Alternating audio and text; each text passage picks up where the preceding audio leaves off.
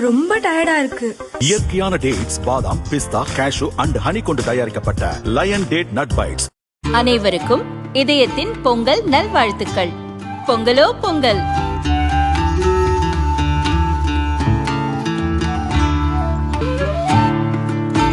அனைவருக்கும் இதயம் மந்த்ராவின் பொங்கல் தின நல்வாழ்த்துக்கள். பொங்கலோ பொங்கல்.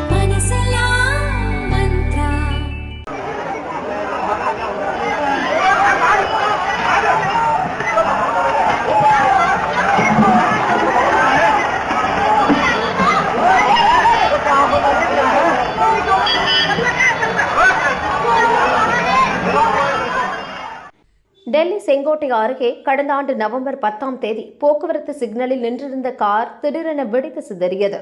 காரை ஓட்டிய டாக்டர் உமர் நபி உட்பட 15 பேர் இறந்தனர்.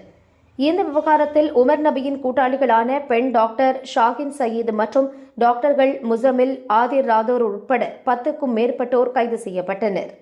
இவர்கள் அனைவரும் ஹரியானாவின் ஃபரிதாபாத்தில் உள்ள அல்ஃபலாக் பல்கலையில் பணியாற்றி வந்தனர். இதையடுத்து அல்ஃபலாக் பல்கலையை தன்னுடைய விசாரணை வளையத்திற்குள் கொண்டு வந்த சிபிஐ அதிகாரிகள் அங்கு பணியாற்றி வந்தவர்கள் மாணவர்களிடம் சோதனை நடத்தினர்.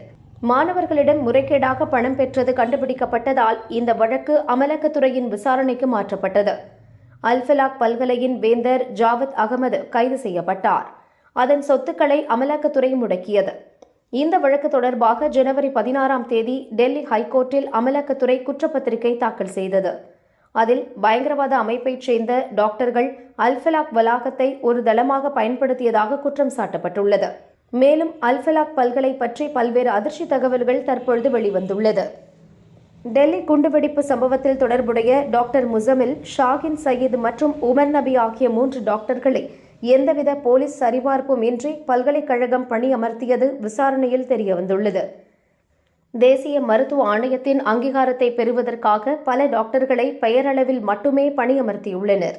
இவர்கள் மாதத்திற்கு 22 நாட்களோ அல்லது வாரத்திற்கு 2 முறை மட்டுமே பணிக்கு வருபவர்களாக நியமிக்கப்பட்டுள்ளனர். இவர்கள் டாக்டர்களுக்கு பாடம் நடத்தவோ அல்லது நோயாளிகளுக்கு சிகிச்சை அளிக்கவோ இல்லை. மருத்துவ ஆணைய அதிகாரிகளின் நேரடி ஆய்வுகளின் போது பல்கலை மருத்துவமனை செயல்படுவது போன்ற தோற்றத்தை உருவாக்க போலி நோயாளிகள் அனுமதிக்கப்பட்டுள்ளனர். கடைசியாக தேசிய மருத்துவ ஆணைய அதிகாரிகள் ஆய்வு செய்வதற்கு முன்பு பல்கலை மருத்துவமனையில் நோயாளிகளோ டாக்டர்களோ ஊழியர்களோ இல்லை. பயங்கரவாத அமைப்புகளுடன் தொடர்புடைய உமர் நபி உள்ளிட்ட 3 டாக்டர்களும் தனது பதவி காலத்தில்தான் நியமிக்கப்பட்டனர் என்பதை பல்கலை வேந்தர் ஜாவத் அகமது ஒப்புக்கொண்டுள்ளார். டாக்டர்களின் எந்த பின்னணி சரிபார்ப்பும் செய்யப்படவில்லை என்றும் அவர் தெரிவித்துள்ளார். சட்டவிரோதமாக சுமார் 493 கோடி ரூபாய் வருவாயை முறைகேடாக அல்ஃபலாக் பல்கலை ஈட்டியுள்ளது. NAAC அங்கீகாரம் மற்றும் UGC அங்கீகாரம் இருப்பதாக பொய்யான தகவலை சொல்லி மாணவர்களிடமிருந்து முறைகேடாக பணம் வசூலிக்கப்பட்டுள்ளது. இந்த பணத்தை பயன்படுத்தி பல்கலையின் கிளை நிறுவனங்கள் உருவாக்கப்பட்டுள்ளன என அமலாக்கத்துறை குற்றப்பத்திரிகையில் குறிப்பிடப்பட்டுள்ளது.